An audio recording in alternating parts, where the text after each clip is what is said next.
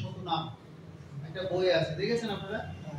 ওখানে ভগবান কৃষ্ণের কত নাম আছে? 108টা নাম আছে। আর এই 108টা নাম কেন দেওয়া হয়েছে? 108টা নাম দেওয়া হয়েছে ভগবানের বিভিন্ন কার্যকলাপের জন্য। ভগবানের গুণ মহিমান্বিত করে ভগবানের এই সমস্ত নামগুলো কি করা হয়? দেওয়া হয়। কত নাম? 108 নাম। তো এরকম 108 নাম আছে, শুধু তাই নয়, ভগবানের অনন্ত অনন্ত কি আছে? নাম রয়েছে। তো সেজন্য ভগবানের এই অনন্ত নাম, অনন্ত কৃষ্ণের নাম অনন্ত মহিমা। কি বললাম? অনন্ত কৃষ্ণের নাম অনন্ত মহিমা। তো এই অনন্ত কৃষ্ণের নাম কিভাবে হয়েছে? অনন্ত মহিমার কারণে হয়েছে। তো আমরা ভগবানের কথা বলার পূর্বে এই অনন্ত মহিমার কিছু কিছু মহিমা আমাদের কীর্তন করা উচিত। কি করা উচিত? কিছু কিছু মহিমা কীর্তন করা উচিত। যে শব্দগুলো আমি বলবো, আজকের ক্লাস হবে শুধু সেই শব্দগুলো আপনাদেরকে বুঝিয়ে দেওয়া হবে। কারণ কোনো কিছু যদি না জেনে করা হয়, তাহলে সেখান থেকে আপনারা কোনো শক্তি লাভ করতে পারবেন না। কোনো কিছু যদি জেনে যদি করা হয়, সেটা অনেক বেশি শক্তি আমরা লাভ করতে পারি, তাই না? যদি কেউ যদি বলে যে তুমি কেন হরিনাম জপ করছো, হরিনাম জপ করার কি অর্থ কি, কেন কীর্তন করছেন, কীর্তনের কি কোনো অর্থ আছে?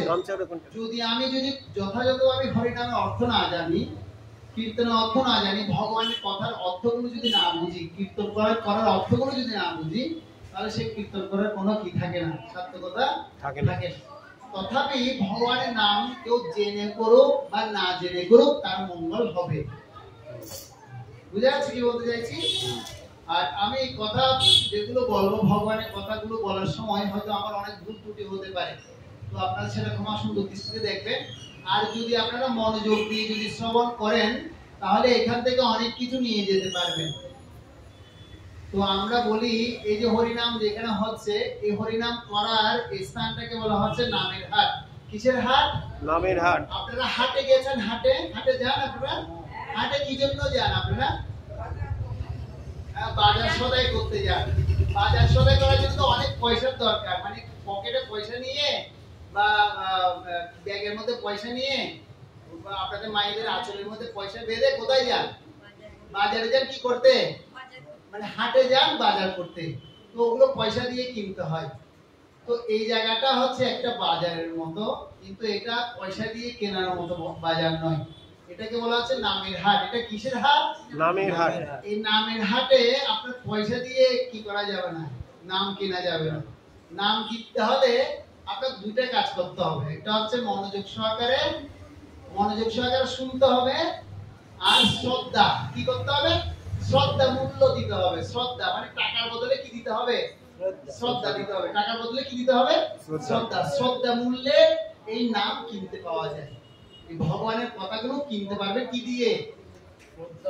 শ্রদ্ধাটা। আপনারা বুঝেন শ্রদ্ধাটা?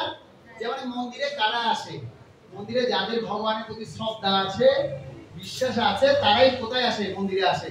তো এখানে যারা আসছেন সবার ভগবানের প্রতি কি আছে? শ্রদ্ধা আছে, বিশ্বাস আছে এবং ভালোবাসা আছে। সেজন্য আপনারা কোথায় এসেছেন? মন্দিরে এসেছেন। তো ঠিক তেমনি ভগবানের কথা যদি শুনতে চাই, কিভাবে শুনতে হবে? শ্রদ্ধা। শ্রদ্ধাবান জন হে শ্রদ্ধাবান জন, পাতিয়াছে নাম হট জীবের কারণ নদিয়া। মানে এই যে নামের হাটে কারা আসবে? যারা শ্রদ্ধাবান তারাই আসবে। শ্রদ্ধাবান ব্যক্তি শুধুমাত্র ভগবানের নাম কিনে নিয়ে যেতে পারে। যাদের শ্রদ্ধা নেই, বিশ্বাস নেই, তারা কখনো ভগবানের নাম নিতে পারবে না। তো সেজন্য অত্যন্ত শ্রদ্ধাটা খুব দরকার। শ্রদ্ধাবানম লভতে জ্ঞানম। আমি এখন জ্ঞানের কথা বলবো। কিসের কথা বলবো? জ্ঞানের কথা। এই জ্ঞানের কথা অনেক কঠিন কিছু নয়। এই জ্ঞানের কথা শুধু শ্রদ্ধা দিয়ে শুনতে হবে। শ্রদ্ধা দিয়ে কি করতে হবে? শুনতে হবে। আর শোনাটাও কিসের মতো হতে হবে? রাজহংসের মতো। কিসের মতো? রাজহংসের মতো। বুঝেন আপনারা? আমি বলছে এই জগতে 4 ধরনের শ্রোতা আছে। কয় ধরনের শ্রোতা? 4 প্রকারের শ্রোতা আছে। 4 প্রকারের শ্রোতাকে 4 ধরনের পশুর সাথে তুলনা করা হয়েছে, পশু পাখির সাথে তুলনা করা হয়েছে। বলে প্রথম শ্রোতা হচ্ছে কাকের মতো শ্রোতা। কিসের মতো? কাক দেখেছেন আপনারা? কাক যখন ঘুম থেকে উঠেন, ওটার সাথে সাথে যখন কাকে কা কা কা করে কেমন লাগে? বিরক্তি লাগে না? বিরক্তি লাগে কি লাগে না? বিরক্তি লাগে তো। তো কাকের আওয়াজটা অনেক বেশি বিরক্তিকর, কেননা কাককে আমরা ভালো চরিত্রকে সম্পূর্ণ বলে দেখি না। তো সেজন্য এই সবার মধ্যে অনেক ভক্ত আপনারা এখানে আছেন, তার মধ্যে কিছু কিছু ভক্ত থাকবে কিসের মতো, কাকের মতো শ্রোতা।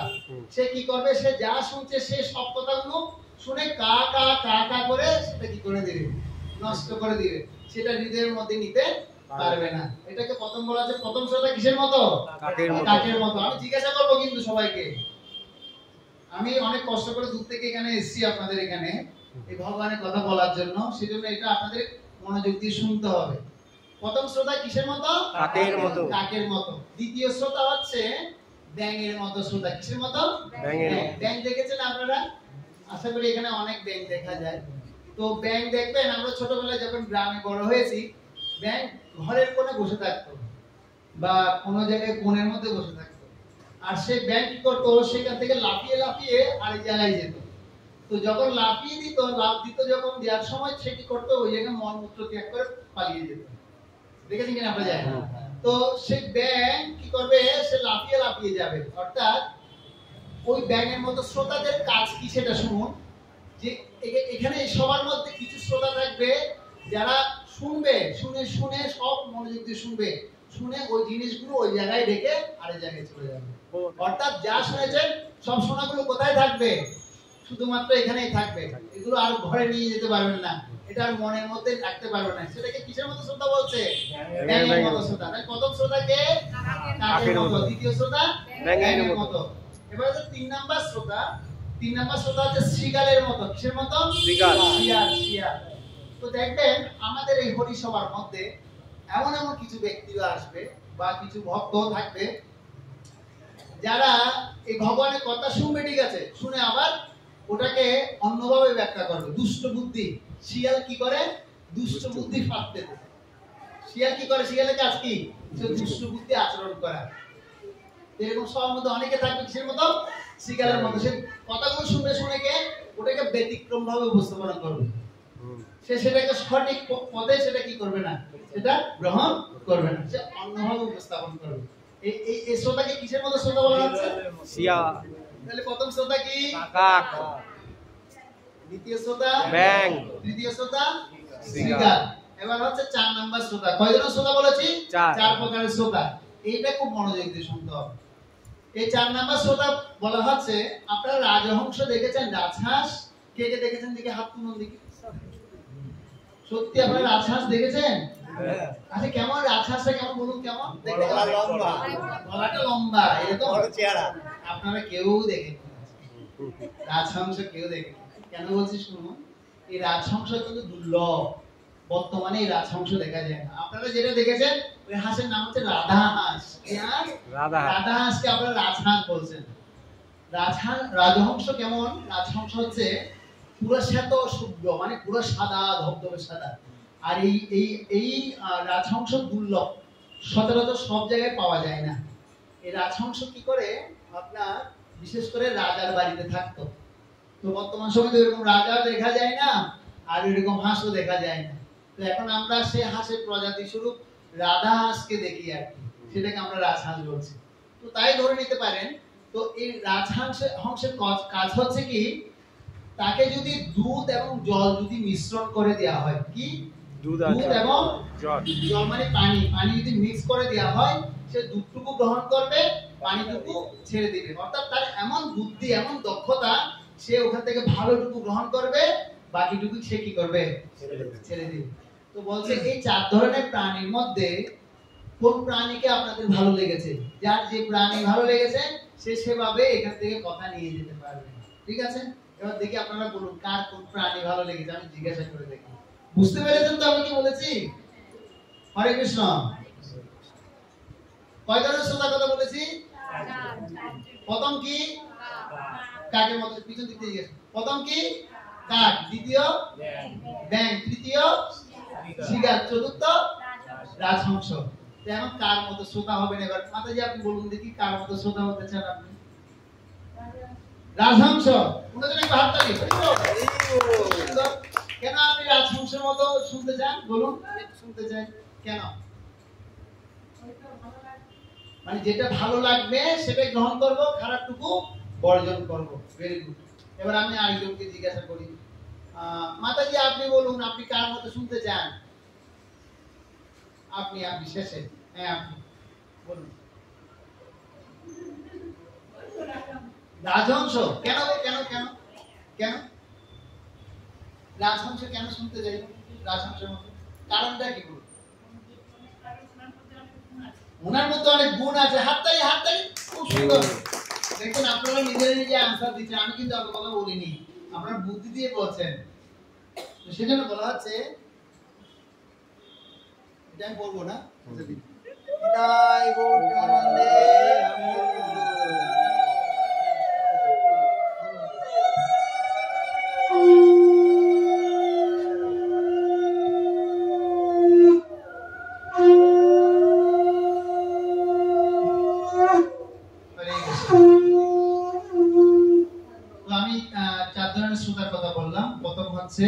কাকের মতো শ্রোতা, দ্বিতীয় হচ্ছে ব্যাঙের মতো শ্রোতা, তৃতীয় শিগালের মতো, চতুর্থ বিমান স্বরাজ হংস প্রাণ প্রয়াণ সময়ে কপবাত পিত্তই কণ্ঠাবরোদন বিদয় শরণং কুতস্তে। তো ভগবানের একজন মহান ভক্ত ছিলেন, রামের একজন মহান ভক্ত ছিলেন, ওনার নাম ছিল সম্রাট কুলশেখর। ওনার নাম কি? সম্রাট কুলশেখর। তিনি ভগবানের কাছে প্রার্থনা করেছেন। তিনি কার কাছে প্রার্থনা করেছেন? ভগবানের কাছে প্রার্থনা করে একটা শ্লোক বলছেন, কৃষ্ণা তদিয়া পদ পঙ্কজ পঞ্জরান্তম অদ্বৈব বিশেতু বিমান স্বরাজ হংস প্রাণ প্রয়াণ সময়ে কপবাত পিত্তই কণ্ঠাবরোদন বিদয় শরণং কুতস্তে। তো এখানে রাজহংসের কথা বলা হয়েছে। এই শ্লোকটা আমি বলেছি কিন্তু আপনারা কেউ বুঝতে পারেননি। তো এখানে এই শ্লোকের অর্থ বলছেন কে? সম্রাট কুলশেখর। কি নাম? সম্রাট কুলশেখর। তিনি হচ্ছেন একজন তৎকালীন সময়ে মহান একজন ভগবত ভক্ত। পৃথিবীর অধীশ্বর ছিলেন কে? রাজা কুলশেখর। আর এই কুলশেখর তিনি ভগবানের কাছে প্রার্থনা করছেন। কোন বয়সে? এখানে তো ম্যাক্সিমাম বয়স্ক লোকরা এসেছেন। তিনি আমাদের মতো ইয়াং বয়সে প্রার্থনা করছেন, আমাদের মতো যুবক বয়সে তিনি প্রার্থনা করছেন। বলছে, হে কৃষ্ণ, হে রাম, হে ভগবান পরমেশ্বর ভগবান, আমার এখন যৌবন বয়স রয়েছে। কৃষ্ণ তদিয়া পদ পঙ্কজ পঞ্জরান্ত, মানে হে কৃষ্ণ, আমি এখন তোমার ধ্যান করতে পারছি, কিন্তু যখন আমার বার্ধক্য চলে আসবে তখন আমার কি হবে? কণ্ঠাবরোদন বিদয় শরণং কুতস্তে, তখন কণ্ঠ অবরুদ্ধ হয়ে যাবে, বাক্য দিয়ে আমার শব্দ বের হবে না, তখন গড় গড় গড় গড় শব্দ বের হবে। যদি বলতে বলা হয় একবার কৃষ্ণ নাম করুন, বললো বাবা আমার তো অনেক অসুস্থতা আছে, আমি পারছি না গো বাবা। মা আপনি একটু উপবাস থাকুন, একাদশী ব্রত পালন করুন, বিভিন্ন ব্রত আদি পালন করুন। আরে বাবা আমি আগে করতে পারতাম, এখন করতে পারি না গো। মানে কি, বয়স হয়ে গেলে আর করতে পারবে না। সেজন্য সম্রাট কুলশেখর তিনি প্রার্থনা করছেন, আমার এখন যৌবন বয়স রয়েছে ভগবান, আমি এখন তোমার কাছে তোমার চরণের ধ্যান আমি করতে চাই। কিভাবে? যেভাবে বলছে বিমান স্বরাজ হংস, বলছে রাজহংস যেভাবে তোমার যেরকম ভালোটুকু গ্রহণ করে তিনি কি করেন? প্রীত হন। আমি তোমার চরণে ধ্যান করে শুধু অমৃতটুকুই করতে চাই, লাভ করতে চাই, আর বাদ বাকিগুলো সব আমি ভুলে থাকতে চাই। কারণ আমি যখন বয়স হয়ে যাবে তখন আমার কণ্ঠ কি হয়ে যাবে? অবরুদ্ধ হয়ে যাবে। কণ্ঠ অবরুদ্ধ হয়ে গেলে আর আমি তোমার নাম জপ করতে পারবো না, বাক্য গদনে গদ গদ স্বর আর নির্গত হবে না, চোখ দিয়ে ভগবানের জন্য আর কান্না আসবে না। তো সেজন্য যৌবনকালে কৃষ্ণ ভজন করাটা খুব দরকার। আমার একটু প্রবাদ মনে পড়েছে। কি প্রবাদ মনে পড়েছে? ভগবানের নাম জপ তো আমরা শিশুকালে করতে চাই না। বলা হচ্ছে শিশুকালে যদি আমরা কৃষ্ণ ভজন করি কি লাভ হবে, যৌবনকালে কৃষ্ণ ভজন করলে কি লাভ হবে, আর বৃদ্ধ বয়সে কৃষ্ণ ভজন করলে কি লাভ হবে, সেটার কথা বর্ণনা করা হচ্ছে। বলছে শিশুকালে কৃষ্ণ ভজে কৃষ্ণ পাইবার আসে। শিশুকালে কি জন্য কৃষ্ণ ভজে? কৃষ্ণ পাইবার আসে। কেন? দেখুন ছোটবেলায় যখন শিশুরা যখন ছোট থাকে তখন তাদেরকে যেটাই শিখিয়ে দেওয়া হবে সেটাই সে কি করতে চায়? শেখে। সেজন্য বলা হচ্ছে ছোট শিশুটা হচ্ছে কাদা মাটির মতো, মানে নরম মাটির মতো। কিসের মতো? নরম মৃত্তিকার মতো। ওই মৃত্তিকা দিয়ে বিভিন্ন শেপ আপনি তৈরি করতে পারবেন, নরম মাটি দিয়ে আপনি বিভিন্ন শেপ তৈরি করতে পারবেন। তাকে যদি আপনি কৃষ্ণ ভক্তি শিক্ষা দেন, সে সেটাই কৃষ্ণ ভক্তি শিক্ষা গ্রহণ করবে। সে তাকে যদি একটা ভালো আচরণ শেখান, সে ভালো আচরণ শিখবে। সেজন্য বলছে শিশুকালে কৃষ্ণ ভজে কি কি পাওয়ার আছে? শিশুকালে, সবাই বলো, শিশুকালে কৃষ্ণ ভজে কৃষ্ণ পাওয়ার আছে। সকলে শিশুকালে কৃষ্ণ ভজে কৃষ্ণ পাওয়ার আছে। যৌবনকালে কৃষ্ণ ভজে কৃষ্ণ আসে কি না আসে? কৃষ্ণ বলুন, কৃষ্ণ আসে কি বা না আসে? অর্থাৎ কৃষ্ণকে পেতেও পারি, নাও পেতে পারি। এটা কোন সময়? যৌবনকালে। যখন আমাদের যৌবন বয়সে তো কত রকমের ভোগের বাসনা, চারিদিকে চাকচিক্যময় জীবন, পুরো জগৎ ভোগের জগৎ, ভোগ করো ভোগ করো ভোগ করো। আর যৌবনকালে সেগুলো দেখছি, আরে ওখানে যাবো না মন্দিরে যাব। আমি একটা আগে আসার সময় মধ্যমগ্রামের ওখানে কালী মন্দিরে ওখানটা দাঁড়িয়ে আমি প্রণাম করছিলাম।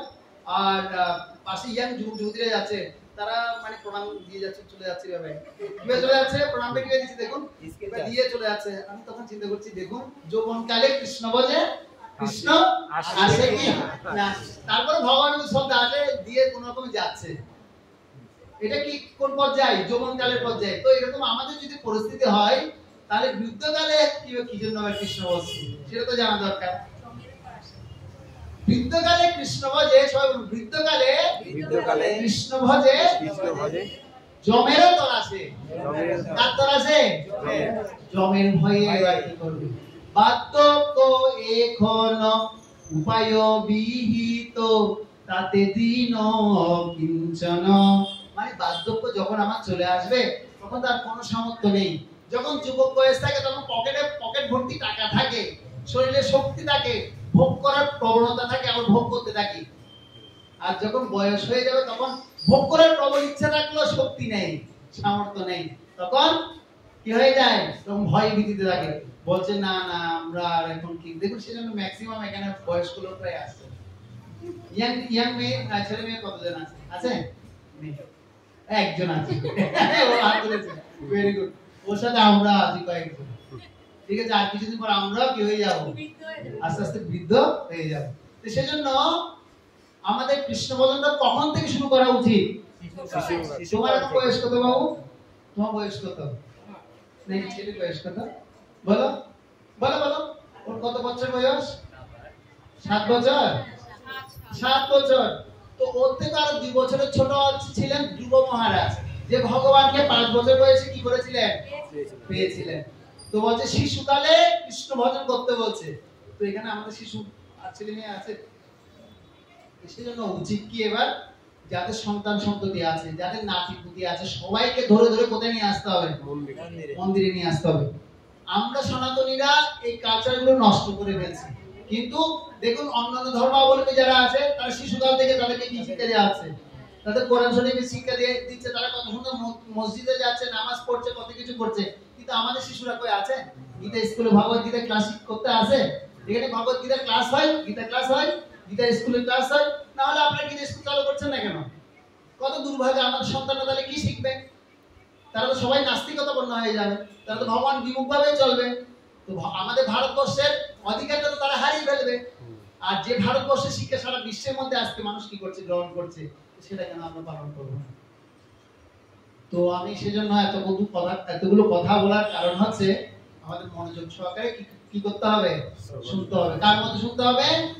রাজহংসের মতো। যেরকম সম্রাট কুলশেখর কি করেছেন? ভগবানের কাছে প্রার্থনা করেছেন যে আমি যেন তোমার কথা মনোযোগ দিয়ে শুনতে পারি, আমি যেন তোমার চরণ ধ্যান ছাড়া অন্য কোনো কিছু যেন না করি। তাহলে 4 ধরনের শ্রোতা আরেকবার বলি। প্রথম শ্রোতা কার মতো? কাকের মতো। কার মতো? কাকের মতো। দ্বিতীয় শ্রোতা ব্যাঙের মতো। তৃতীয় শ্রোতা শিকারের মতো। আর চতুর্থ শ্রোতা রাজহংসের মতো। তো আপনারা যা ভগবানের কথা এখানে শুনছেন, এই 1 ঘন্টা যাবত যা শুনবেন, শুনে যা নিয়ে যাবেন, সেগুলো কি করবেন? এবার শোনার পরে তো আপনি রেখে দিবেন না। আজকে আপনি যে কথাটা আপনার মনের মধ্যে মনে হয়েছে যে আসলে ভালো লেগেছে, সেই কথাটা আবার আপনি পরিবারে গিয়ে যে এখানে মন্দিরে আসেনি, শুনেনি, তাকে বলবেন। বলবেন কি আপনারা? বলবেন তো? নাতিদেরকে নিয়ে গল্প করবেন, এই নাতি জানো কয় ধরনের শ্রোতা আছে? ও কয় ধরনের? নানু বলো বলো।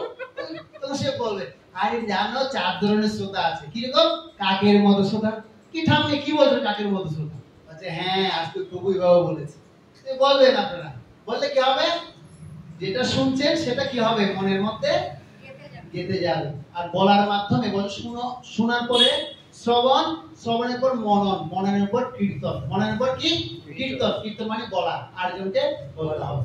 তো বললে তখন কি হবে? আপনিও আনন্দ পাবেন আর সে কথাটা মনে থাকবে। তখন আবার ইচ্ছা হবে এই নেক্সট উইকে আমার আবার এখানে আসতে হবে, মন্দিরে আমার আসতে হবে, কেন এখান থেকে আমি কিছু জিনিস নিয়ে যেতে পারবো। আমাদের অনুরোধ হচ্ছে আমরা এই কৃষ্ণ ভাবনার কথা আপনাদেরকে জানাবো। যদি ভালো লাগে তাহলে আপনারা গ্রহণ করুন, যদি ভালো না লাগে আপনারা তাড়াতাড়ি চলে যাবেন। কারণ সময় নষ্ট করবেন না, সময় অনেক গুরুত্বপূর্ণ। জীবনের প্রতিটি মুহূর্ত হচ্ছে কিসের মতো? প্রতিটি সময় হচ্ছে ঘড়ির কাঁটার মতো। সময় চলিয়ে যায় নদীর স্রোতেরও প্রায়, যেজন না বুঝে তারে দিক শতদিক, বলছে সোনার গড়ি ঠিক ঠিক ঠিক, যা কিছু করার আছে করে নাও ঠিক। তাই না? সময় কিসের মতো চলে যাচ্ছে? নদীর স্রোতের মতো চলে যাচ্ছে। সময় চলে যাচ্ছে নদীর স্রোতের ন্যায়। যেজন না বুঝে, যে বুঝতে পারছে না, মাতাজি পিছনে কথা বলছেন কেন? আমি খুব সুন্দর সুন্দর কথা বলছি, কিন্তু আপনারা যদি মনোযোগ দেন আনন্দ পাবেন, একটু মনোযোগ দিন আনন্দ পাবেন। সময় চলে যাচ্ছে কিসের মতো? নদীর স্রোতের মতো। জোয়ার ভাটা হয় না দেখেছেন? একটা সময় দেখুন 12টার সময় জোয়ার হচ্ছে, এরপরে আবার 3টার সময় ভাটা হচ্ছে। জোয়ার ভাটার মধ্যে কি হচ্ছে? যাচ্ছে আর আসছে, সময় চলে যাচ্ছে, মানে দিন অতিবাহিত হয়ে যাচ্ছে। শিশু ছিলাম, কুমার ছিলাম, যৌবন ছিলাম, এখন কি হচ্ছে? আস্তে আস্তে বার্ধক্য হয়ে মৃত্যু চলে আসবে। তো মৃত্যুর পর তো সব শেষ। মৃত্যুর পরে এরপর আমি কোথায় যাব? আপনারা জানেন মৃত্যুর পর কোথায় যাব? সেই গন্তব্যের কথা এই ভগবত গীতায় জানাচ্ছে, যেটা আপনারা প্রতিদিন শ্রবণ করছেন। তো আমরা এই সেই ভগবত গীতার কথা আজকে শুনবো। শুনে যে শিক্ষা আমরা পাবো, সেই শিক্ষা একটা দুটো শব্দ যদি নিয়ে যেতে পারি, সেটা আমাদের জন্য অত্যন্ত মঙ্গলময়। কিন্তু শুনতে হবে রাজহংসের মতো, শুনতে হবে রাজহংসের মতো। হরে কৃষ্ণ। হরে তো সবাই বাসুদেবায় অধ্যাত্ম করে ওম নমো ভগবতে বাসুদেবায়। ওম নমো ভগবতে বাসুদেবায়। ওম নমো ভগবতে বাসুদেবায়। ওম নমো ভগবতে বাসুদেবায়। এই যে দুই হাত জোর করেছি, আমি কিছু মানে কি বলছি, কিছু সদাচারের কথা আপনাদেরকে বলছি। আমরা করি কিন্তু জানি না। এই যে দুই হাত জোর করেছি, এই দুই হাতের যে আমাদের কটা মুদ্রা আছে? এই হাতে কটা আঙ্গুল? 5টা। এই হাতে 5টা 5টা কটা হয়? 10টা। এই 10টা আঙ্গুল যখন এইভাবে যখন কি করা হবে, জোর করা হবে, এটাকে কি মুদ্রা বলা হয়? কি মুদ্রা বলা হয় জানেন আপনারা? এটা হচ্ছে স্মরণ মুদ্রা। কি মুদ্রা? স্মরণ। তো কার স্মরণ করছি? ভগবানের। যখন মন্ত্র যখন মুখ দিয়ে বলবো, একটা শব্দ বলেছি, কি বলেছি? ওম নমো ভগবতে বাসুদেবায় বলেছি। ওম নমো ভগবতে বাসুদেবায়। ওম নমো ভগবতে বাসুদেবায়। ওম শব্দের মধ্যে ওখানে সৃষ্টি, মানে এখানে কি আছে? আপনার হাত, এবার হাত নামান, আপনারা শুনুন। ওমের মধ্যে কি আছে? ওমের মধ্যে আপনার ভগবানের 3টা রূপ আছে। কয়টা রূপ আছে? 3টা। আমরা জানি ব্রহ্মা, বিষ্ণু, যেমন এখানে শিব আছেন, ভগবান শিব। শিব হচ্ছে কি কর্তা? ধ্বংসকর্তা বা সংহার কর্তা, তাই না? বলা হচ্ছে জি ও ডি। জি ও ডি মানে কি? গড। গড শব্দের অর্থ কি? বলছে জি ও ডি। জি দিয়ে হচ্ছে জেনারেটর, ও দিয়ে হচ্ছে অপারেটর, ডি দিয়ে হচ্ছে ডেস্ট্রয়ার। মনে থাকবে? দেখি বলো। জি দিয়ে অপারেটর, ডিস্ট্রয়ার। Very good. মানে কি? জি দিয়ে হচ্ছে জেনারেটর। জেনারেটর মানে কি? সৃষ্টি, উৎপাদন করে। ঠিক আছে। ও দিয়ে হচ্ছে অপারেটর। অপারেটর মানে কি? পালন। আর ডি দিয়ে মানে ডেস্ট্রয়ার। ডেস্ট্রয়ার মানে কি? ধ্বংস। মানে ভগবান শব্দের অর্থ হচ্ছে ভগবান, যিনি ভগবান হবেন, তিনি কি করবেন? সৃষ্টি করবেন, পালন করবেন এবং ধ্বংস করবেন। আর ভগবান তিনি হবেন যার মধ্যে সর্ব ঐশ্বর্য বিরাজমান, তিনি হচ্ছেন ভগবান। তো এই 3টা কার্য একমাত্র ভগবান কৃষ্ণই কি করতে পারেন। আর এই কার্যগুলোকে তিনি নিজে সম্পন্ন না করে অন্যদেরকে দায়িত্ব দিয়েছেন। কাদেরকে দায়িত্ব দিয়েছেন? ব্রহ্মাকে দায়িত্ব দিয়েছেন, শিবকে দায়িত্ব দিয়েছেন, আর বিষ্ণুকে দায়িত্ব দিয়েছেন। বিষ্ণু হচ্ছে আমাদের কি কর্তা? পালন কর্তা। বিষ্ণু কি কর্তা? পালন কর্তা। ব্রহ্মা কি কর্তা? ব্রহ্মা আমাদের সৃষ্টিকর্তা। জানেন প্রত্যেককে সৃষ্টি কে করেছে? কেউ আপনারা বলো না কে ব্রহ্মা সৃষ্টি করেছে? আমরা তো মায়ের গর্ভ থেকে আসছি, মা আমাদের সৃষ্টি করেছে। মা বাবা আমাদেরকে জন্ম দিয়েছে। প্রকৃতপক্ষে মা বাবা মায়ের গর্ভে যে বীজ প্রদানকারী পিতা হচ্ছেন কে? অহম বীজ প্রদ পিতা, ভগবান কৃষ্ণ হচ্ছেন একমাত্র বীজ প্রদানকারী পিতা। ভগবান ভগবত গীতা সেটা বলছেন। ঠিক আছে, বুঝে গেল? ওম, ওম শব্দের অর্থ হচ্ছে মানে কি? ব্রহ্মা বিষ্ণু মহেশ্বর। ব্রহ্মা বিষ্ণু মহেশ্বর। তো বলছে যিনি ভগবানের ভক্ত হবেন তিনি ভগবানের মতো সাজেন। যিনি ভগবানের ভক্ত হবেন তিনি কি করেন? ভগবানের মতো সাজেন। দেখবেন আমরা যারা বিষ্ণু কৃষ্ণের ভক্ত আমরা কি দিই কপালের মধ্যে? কি দিই? দেখুন আমরা কি দিই? তিলক দিই না? আমরা তিলক দিই, কিন্তু তিলকের মিনিং অনেকে কিন্তু জানে না। এই যে তিলক দিয়েছি, তিলক মানে তিনটা জায়গায় ভগবানকে আমরা কি করেছি? এখানে ধারণ করেছি। ব্রহ্মা, বিষ্ণু এবং মহেশ্বর। ডান দিকে কি আছে? ব্রহ্মাজি। তারপর মাঝখানে কে আছে? বিষ্ণু। আর বাম দিকে কে আছে? শিব। এই যে তিলক যেটা করেছি দেখেছেন আমরা, এখানে একটা রেখা, এদিকে একটা রেখা, মাঝখানে একটা ফাঁকা আছে না? আছে কি নেই?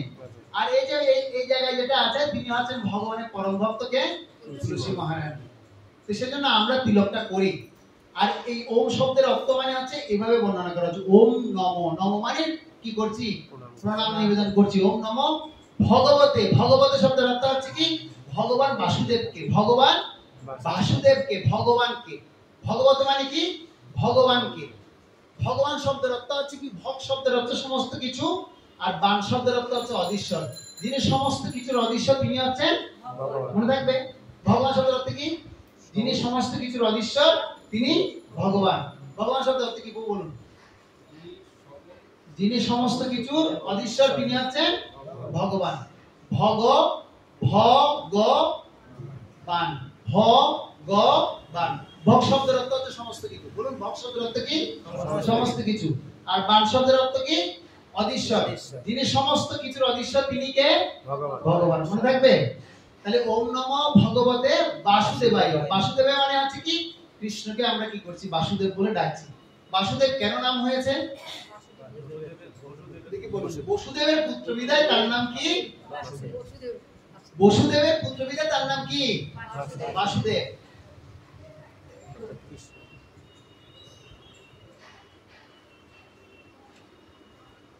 যিনি বসুদেবের পুত্র তার নাম কি? সেজন্য আমরা বলি ওম নমো ভগবতে বাসুদেবায়। কি বলি? ওম নমো ভগবতে বাসুদেবায়। তাহলে এই মন্ত্র বলতে কি আমাদের কোনো দ্বিধা সংকোচ আছে? ক্লিয়ার আপনারা? তাহলে এটা কি আমাদের প্রতিদিন বলা উচিত? প্রত্যেকদিন বলা উচিত। কখন বলা উচিত? যখন ভগবত গীতা যখন পাঠ করব, ভাগবত যখন পাঠ করব, তখন দুই হাত জোর করে কি বলবো? ওম নমো ভগবতে বাসুদেবায়। ওম নমো ভগবতে বাসুদেবায়। এভাবে মন্ত্র উচ্চারণ করে করে অনেক বড় বড় মহাত্মারা ভগবানকে লাভ করেছেন। যেমন ধ্রুব মহারাজ, প্রহ্লাদ মহারাজ থেকে শুরু করে অনেক মহান মহান মহর্ষিরা সবাই কি করছেন? শুধু একটা মন্ত্র জপ করতেন, কি? ওম নমো ভগবতে বাসুদেবায়। ঠিক আছে? তো আমরা এই ভগবত গীতা যখনই পাঠ করব তখন এই মন্ত্রটা অবশ্যই উচ্চারণ করা উচিত। প্রত্যেকে গৃহে যখন ভগবত গীতা পাঠ করব তখন অবশ্যই এই মন্ত্রটা বলবো। তারপর আবার সবাই এবার আমার সাথে বলুন, নারায়ণং নমস্কৃত্য নরং চৈব নরোত্তমং দেবীং সরস্বতীং বেশা ততো জয়মুদীরয়ে। এই শ্লোকটা মানে কি বলেছি? এই শ্লোকে বলছি কি নারায়ণং নমস্কৃত্য নরং চৈব নরোত্তমং। অনেক সময় আমাদেরকে বলে যে যারা কৃষ্ণ ভক্ত তারা বিভিন্ন দেবদেবীদের আরাধনা করে না। এটা হচ্ছে ভুল। আমরা যেভাবে দেবদেবীদের স্মরণ করি, আমরা যেভাবে দেবদেবীদের আরাধনা প্রক্রিয়া জানি, অন্য কেউ সেভাবে জানে না। দেবদেবীদেরকে কিভাবে প্রণাম করতে হয়, ভগবান বিষ্ণুকে কিভাবে প্রণাম করতে হয়, ভগবান শিবকে কিভাবে প্রণাম করতে হয়, সেগুলো কি আপনারা আমরা জানি? তো যদি না জানি তাহলে আমরা কি ধর্ম পালন করছি? বলুন এবার, কি ধর্ম পালন করছি? বলছে মানসিক জল্পনা কল্পনা ধর্ম পালন করছি। কি? মানসিক জল্পনা কল্পনা দিয়ে কখনো ভগবানের কি করা যায় না? ভক্তি অনুশীলন করা যায় না, ভগবানকে লাভ করা যাবে না। তো মানসিক জল্পনা কল্পনা থেকে ঊর্ধ্বে উঠতে হবে। সেজন্য আমরা এই শ্লোকে বলছে কি নারায়ণং নমস্কৃত্য, মানে আমি নরনারায়ণ ঋষিকে কি করি? প্রণাম নিবেদন করি, যিনি ভগবানের সপ্তাহে সবদা ছিলেন। নারায়ণং নমস্কৃত্য নরং চৈব নরোত্তমং, দেবীং সরস্বতীং বেশম। সরস্বতী দেবী, আমরা বলেন সরস্বতী মহাভাগে বিদ্যা কমল লোচনে বিশ্বরূপে বিশালাক্ষী বিদ্যাং দেহি নমস্তুতে। আমরা যে এটা পাঠ করব, অধ্যয়ন করব, কাকে স্মরণ করতে হবে? সরস্বতী দেবীর কাছে প্রার্থনা করতে হবে। আমি সরস্বতী দেবীর কাছে কি করি? প্রার্থনা নিবেদন করি। আর ছিল ব্যাসদেব। ব্যাসদেব হচ্ছেন কি? এই গীতা ভাগবত যা আমরা পাচ্ছি সবকিছু রচয়িতা হচ্ছে কে? ব্যাসদেব। আর সেই ব্যাসদেবকে আমি আমার কি করি? সশ্রদ্ধ প্রণতি নিবেদন করি। তো এখন আপনাদের ধারাবাহিকভাবে কি চলছে? প্রথম অধ্যায় চলছে। আচ্ছা, আমি আগে একটু জিজ্ঞাসা করতে চাই, ভগবত গীতা কি? আচ্ছা, গত যে ক্লাসগুলো হয়েছে আপনারা কে কে উপস্থিত ছিলেন? হাত তুলুন। একজন, দুইজন, তিনজন, চারজন, পাঁচজন, ছয়জন। আপনারা ছিলেন না? গত ক্লাসে ছিলেন না? আপনারা আসেন না প্রতি সপ্তাহে এখানে? ও কৃষ্ণ, আপনারা একটা রেজিস্ট্রি মেইনটেইন করতে পারেন। এই যে এত সুন্দর কথা শুনে যাচ্ছেন, তো আপনারা নেক্সট উইকে কি আসতে চান? যদি আসতে চান প্রতি সপ্তাহে আপনারা এখানে আসবেন। প্রতি সপ্তাহে হয়? হ্যাঁ, প্রতি সপ্তাহে সোমবার। প্রতি সপ্তাহে সোমবার 7টা থেকে প্রোগ্রাম হয়। আপনারা 6:30টার সময় এখানে চলে আসবেন। কেন ভক্তরা ভজন কীর্তন করবে। আপনারা কীর্তন ভজন করার পরে আপনারা সকলে এখানে আসবেন। এসে এই ভগবত গীতার মতো অমৃত জ্ঞান আপনারা নিয়ে যাবেন। দেখুন, মানুষের টাকা পয়সার কি অভাব আছে? মানুষ এত টাকা পয়সা থাকা সত্ত্বেও মানুষ কিন্তু সুখে নেই। সুখে আছে? দেখুন, যদি সুখে থাকতো তাহলে আমেরিকার মতো এত ধনী দেশে সবচেয়ে সুসাইডের হার কেন বেশি হতো? ওখানে কি অর্থের অভাব আছে? ওখানে যে বেকার, এদিন আমার একজন স্যার ছিলেন আমেরিকা থেকে, বলে যে বেকার সে আরো সুখে আছে, ওর কোনো ট্যাক্স দিতে হয় না। ওকে আর গভর্নমেন্ট কি করে?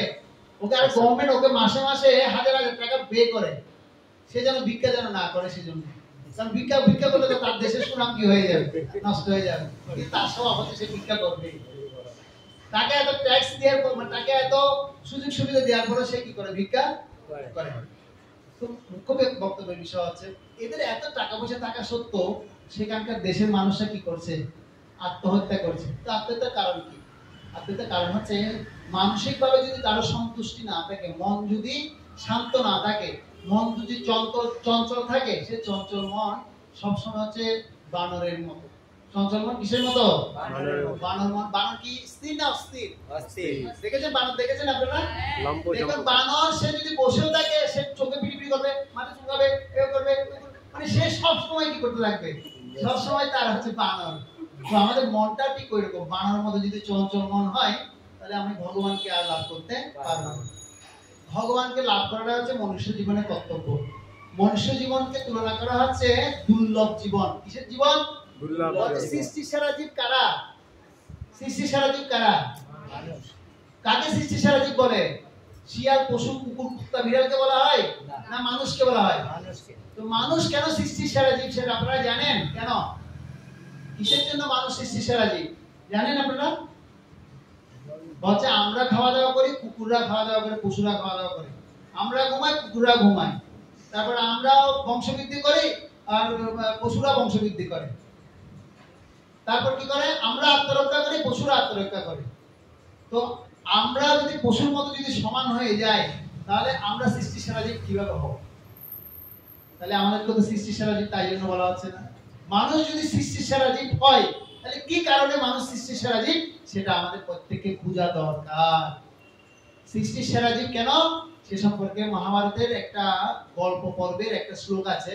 সেটা বলছে, আহার নিদ্রা ভয় মৈথুনঞ্চ সামান্য মেতদ পশুবীর নরানাম ধর্মহি তেষাম অধিক বিশেষ ধর্ম নাহি না পশুবী সমানা। বলছে মানুষ আহার নিদ্রা ভয় এবং মৈথুন যদি লিপ্ত থাকে চারটা কাজে, সে হচ্ছে পশু সমতুল্য। কি সমতুল্য? পশুবী সমানা। এখন বর্তমান সময়ে আমরা কি দেখছি? একটু দুমুঠো খাওয়ার জন্য কত সংগ্রাম করছি, একটু ভালো মতো নিদ্রা যাওয়ার জন্য কত প্রচেষ্টা করছি, 5 তারা হোটেলে গিয়ে ঘুমানোর চেষ্টা করছি, 7 স্টার, 5 স্টার, 4 স্টার, কিন্তু তারপরে আমরা ভালো ঘুমাতে পারছি না। কিন্তু পশু দেখুন, ওর অত টেনশন নেই, সে যেখানে পাচ্ছে সেখানে ঘুমিয়ে যাচ্ছে। তার মানে পশু দেখো আমরা নিকৃষ্ট না? আমরা মনে করছি আমরা আত্মরক্ষার জন্য অনেক উন্নত ব্যবস্থাপনা করছি, বড় বড় পারমাণবিক বোমা তৈরি করছি। কি করছি? আমরা আমাদের দেশকে সুরক্ষা রাখবো, আত্মরক্ষায় রাখবো। তারপরে সেটা কি মঙ্গল হচ্ছে না অমঙ্গল হচ্ছে? অমঙ্গল হচ্ছে। কিভাবে? সেই বোমা যখন অন্য দেশে যখন কি হচ্ছে, ব্লাস্ট হচ্ছে, সেখানে সেই বোমা ব্লাস্ট হওয়ার ফলে প্রকৃতি দূষিত হচ্ছে। পরবর্তীতে সেখানে সমস্ত জীবদের অবস্থা বিপদাপন্ন। যেমন জাপানের হিরোশিমা নাগাসাকিতে দ্বিতীয় বিশ্বযুদ্ধের সময় একটা বোমা বিস্ফোরিত হয়েছিল, আর সেই স্থানে এখনো অবধি যে সমস্ত মানুষ জন্মগ্রহণ করছে সব হচ্ছে বিকলাঙ্গ হচ্ছে, কোনো না কোনো অঙ্গের তার কি আছে, ক্ষয় আছে। তো এটা কি আমাদের জন্য সুফল না কুফল? কুফল। তার মানে আমরা পশুদের কত নিকৃষ্ট। পশুরা নিজেদের আত্মরক্ষা নিজেরা করে, তাদের হাতে নখ আছে, তাদের দাঁত আছে, তারা ছেড়ে দিয়ে করে, তারা অস্ত্র দিয়ে যুদ্ধ করে না। তার মানে আমরা আহারের দিক দিয়ে সেরা না। নিদ্রা আমরা বলি আমরা ভালো ঘুমাতে পারবো, ভল্লুকের মতো ঘুমাতে পারি, সাপের মতো ঘুমাতে পারি। ভল্লুক 6 মাস ঘুমাতে পারে, ভালো সর্ব 6 মাস ঘুমাতে পারে। আপনারা ঘুমাতে পারেন? আমাদের 6 ঘন্টা 8 ঘন্টা ঘুমালে যায় না। আর দেখুন সর্বোচ্চ তমগুণী হলে সে 12 ঘন্টা ঘুমাতে পারে, এর চেয়ে আর বেশি না। ঠিক আছে? তো তার মানে বোঝা যাচ্ছে যে এই আহার, নিদ্রা, ভয়, মৈথুন, এই 4টা প্রবৃত্তি আমাদের যেমন আছে কাদের আছে? পশুদের মধ্যে আছে। তার মানে কারা শ্রেষ্ঠ? পশুরা আমাদের থেকে শ্রেষ্ঠ। তো মানুষকে সৃষ্টি ছাড়া কিভাবে বলা হয়েছে সেটা এখন আমি বলবো। মানুষকে সৃষ্টি কেন বলা হয়েছে সে কথা আমি এখন জানাবো। সেটা বলতে মানুষের একটা যোগ্যতা আছে, যে যোগ্যতাটা পশুর মধ্যে নেই। কার মধ্যে যোগ্যতা আছে? সে মানুষের মধ্যে সেই যোগ্যতাটা আছে। সেই যোগ্যতাটা হচ্ছে মানুষ ধর্ম সম্বন্ধে অবগত হতে পারে। কি সম্বন্ধে? ধর্ম সম্বন্ধে অবগত হতে পারে। সে জিজ্ঞাসা করবে আমি কে, কোথা থেকে আসছি, ভগবত গীতার শিক্ষা কি, কেন আমি ভগবত গীতার শিক্ষা লাভ করব। এই সমস্ত প্রশ্ন পশুরা করতে পারে না। পশুরা এসে করে ঘেউ ঘেউ ঘেউ আমি কে আমি কে আমি বলে, এরা বলে কি বলতে পারে? বলতে পারে না। কিন্তু মানুষ বলতে পারে আমি কে, হু এম আই, আমি কোথা থেকে আসছি, কেন আমি এত দুঃখ কষ্ট পাচ্ছি, জন্ম মৃত্যু জরা ব্যাধি, কেন আমি এত সংসারের মধ্যে এত সংগ্রাম করছি। এই প্রশ্নগুলো যে করবে তাকে বলা হচ্ছে সৃষ্টির সেরা জীব। অন্যথায় সে কি সমতুল্য? কি সমান? পশু কি সমান। সেজন্য আমি কি পশু হব না মানুষ হব সেটা বুঝতে হবে। আমাদের নামও তো খুব সুন্দর মতো দিয়েছে, মানুষ। মানুষ মানে কি? যার হুঁশ আছে সে হচ্ছে মানুষ। কি হুঁশ? যার আত্মতত্ত্ব জ্ঞানের হুঁশ আছে সে হচ্ছে মানুষ। অন্যথায় সে তাহলে কি সমতুল্য? পশু সমতুল্য। এখন কি আমরা পশু? আপনারা বলুন। হরে কৃষ্ণ। মাতাজিরা বলুন আমরা কি পশু না মানুষ? বলুন। যদি মানুষ হয় তাহলে মানুষের মতো কি করতে হবে? কর্ম করতে হবে। মানুষের কর্ম কি? প্রতিদিন এরকম ভগবত গীতা অধ্যয়ন করা, আর এই ভগবত গীতার শ্লোক চর্চা করা, আর ভগবত গীতার শিক্ষাকে নিজের জীবনে প্রয়োগ করা। ভগবান এই ভগবত গীতার জ্ঞান কেন আমাদেরকে দিয়েছেন এটা আমাদের জানতে হবে। আর এই জ্ঞান কাকে দিয়েছেন জানেন? কাকে দিয়েছেন? অর্জুনকে দিয়েছেন। অর্জুন কোন সাধু ব্যক্তি ছিল? অর্জুন কি ছিল? অর্জুন কোন সাধু ছিল না, সে আপনাদের মতো গৃহস্থ ছিল। আর এই পবিত্র জ্ঞান তো সাধুদেরকে দেওয়ার কথা ছিল। সাধুদেরকে না দিয়ে কেন গৃহস্থ মানুষদেরকে দিল? কেন দিয়েছে আপনারা জানেন সেটা? কেন? আমাদের মতো গৃহস্থদের যাতে উপকারে লাগে, গৃহস্থদের যাতে উপকার লাগে সেজন্য কেন দিয়েছি গৃহস্থদের? ভগবান কেন দিয়েছে মাতাজি আপনারা বলুন, জানেন? এই দেখুন খুব গুরুত্বপূর্ণ একটা কথা বলছি, মনোযোগ দিয়ে শুনবেন। যে বলছে ভগবান ভগবত গীতার জ্ঞান দান করেন যুদ্ধক্ষেত্রে। কোথায়? যুদ্ধক্ষেত্রে। কোথায়? যুদ্ধক্ষেত্রে। কোন বনে গিয়ে ভগবান কোন সাধুকে দেননি, যুদ্ধক্ষেত্রে তারা একজন গৃহস্থকে দিয়েছেন। যুদ্ধক্ষেত্রে কাকে দিয়েছেন? একজন গৃহস্থ ভক্ত অর্জুনকে দিয়েছেন। তো দেওয়ার কারণটা হচ্ছে কি? বলছে এই সময়ে আমাদের যে এখন জগৎ সংসারে যা আমরা চলছে, এই সংসারটাকে একটা যুদ্ধক্ষেত্রের সাথে তুলনা করা আছে। কিসের সাথে তুলনা করা আছে মাতাজি শুনবেন? কিসের সাথে তুলনা করা হচ্ছে সংসারকে? যুদ্ধক্ষেত্রের সাথে। আর এই যুদ্ধক্ষেত্র থেকে কিভাবে আমি ভগবানকে ডাকতে পারি সে অনুশীলনের প্রক্রিয়া কোথায় দিয়েছেন? ভগবত গীতায় ভগবান জানিয়েছেন। নাহলে ভগবান কি করতেন? ভগবান ভবিষ্যতের কথা জেনে তিনি এই যুদ্ধক্ষেত্রের রণাঙ্গনে পুনরায় ভগবত গীতার জ্ঞান অর্জুনকে স্থাপন করেছেন। তাও তিনি বলছেন যদি কোনো সাধু মহাত্মাদেরকে দিলে গৃহস্থরা কি করবে না? গ্রহণ করবে না। আর এখানে যারা বসে আছেন সবাই কি সাধু মানে এরকম বনে গমনকারী ভক্ত? আপনারা সবাই তো সংসারী ভক্ত, সেজন্য আপনারা এই মনোযোগ দিয়ে শুনছেন ভগবত গীতার কথা। ভগবান বুদ্ধি করে তিনি এই জ্ঞানটাকে পুনরায় রাজবিদ্যা রাজগুজ্জম পবিত্রমিদম উত্তমম, পবিত্র বিদ্যা সমস্ত বিদ্যার রাজা এবং যত গোপনীয় জ্ঞান আছে সমস্ত গোপনীয় জ্ঞানের মধ্যে শ্রেষ্ঠ জ্ঞান ভগবত গীতার জ্ঞান তিনি কি করেছেন? এই জগতে উপস্থাপন করেছেন। সেজন্য এই ভগবত গীতার জ্ঞানকে আমাদের গ্রহণ করা উচিত কি উচিত না? আপনারা বলুন। উচিত। উচিত। তো উচিত হলে কেন আমরা গ্রহণ করব না? তাহলে আপনারা প্রতি সপ্তাহে আসবেন কি আসবেন না? হরে কৃষ্ণ। আপনি আসবেন তাই না, একজনে আরেকজনকে নিয়ে আসবেন, একজনে আর 2-4-5 জনকে নিয়ে আসবেন। কারণ এত সুন্দর একটা জায়গার মধ্যে যদি, এত সুন্দর পরিবেশে যদি ভগবানের কথা না হয়, সেই ভগবানের জায়গাটা পুরোটা শূন্যের মতো। কিসের মতো বলা হয়? শূন্যের মতো, মানে এখানে কোনো আনন্দ যদি না থাকে। মন্দির শব্দের অর্থ কি জানেন? এই যে এত সুন্দর আপনারা মন্দির নির্মাণ করেছেন, কিন্তু মন্দির মানে TEMPLE, টেম্পল। টেম্পল শব্দের অর্থ কি আমাদের জানা দরকার। এই একটা মন্দির যেখানে স্থাপন হবে, সেখানে এই TEMPLE 6টা কাজ থাকতে হবে। কয়টা কাজ? 6টা কাজ থাকতে হবে এই মন্দিরে। তাহলে সেটাকে কি বলা হবে? মন্দির বলে স্থাপন করা হবে। তো টি দিয়ে মানে ট্রাঙ্কুইলিটি, মানে প্রশান্তি থাকবে। মন্দিরে যদি আসেন কি থাকবে? একটা প্রশান্ত চিন্তা চেতনা তৈরি হবে। মন্দিরে আসলে একটু প্রশান্তি মনে হয় কি? আর বাইরে ঘরের মধ্যে জঞ্জাল ফেলে দিলে এখানে এসে একটু যেন শান্তির মতো বসে। তাও আমার মোবাইলে ডিস্টার্ব করে বাচ্চারা, এই মা তুমি কোথায়? আসলে বাড়িতে এখন। আরে বাবা একটু মন্দিরে আসলে তুমি তাও বসতে দিবে না। তো সেজন্য মন্দিরে আসলে একদম শান্ত হবে, সবকিছু ওখানে ছেড়ে মন্দিরে আসা দরকার। তো টি দিয়ে কি? প্রশান্তি, ট্রাঙ্কুইলিটি। টি ই দিয়ে হচ্ছে কি? এডুকেশন। এই যে এখানে ভগবত গীতা শিক্ষা হবে, ভাগবতমের শিক্ষা হবে। এই শিক্ষাগুলো কি করবেন আপনারা জানবেন, জেনে নিজের জীবনে প্রয়োগ করবেন। তো মন্দিরে যদি গীতা ভাগবতের শিক্ষা না হয়, তাহলে সেই মন্দিরে কিন্তু প্রাণ থাকবে না। সেই মন্দিরে কিন্তু কি থাকবে না? প্রাণ থাকবে না। সেজন্য এই মন্দিরে আপনারা এখানে মন্দির পরিচালনায় আপনারা সবাই ভক্তরা আছেন, তো এখানে উচিত হচ্ছে প্রতিদিন ভগবত গীতা অধ্যয়ন করা। যদি একজন থাকে, একজনকে নিয়ে বসে বসে ভগবত গীতা পাঠ করা, তাই না? তো ওইরকম ভাবে ভক্তদেরকে ডেকে ডেকে আমাদের কি করা? পাঠ করা উচিত। তাহলে কি হবে? মন্দির আরো সুন্দর মতো সুচালু হবে। ই দিয়ে কি হবে? এডুকেশন, মানে শিক্ষা। কি শিক্ষা? গীতা ভাগবতের শিক্ষা। আপনি পড়বেন, আরেকজন জানবে। যেমন আমি এখন বলছি, সবাই জানছে। জানছে কি জানছে না? তো এভাবে জানতে হবে, বুঝতে হবে।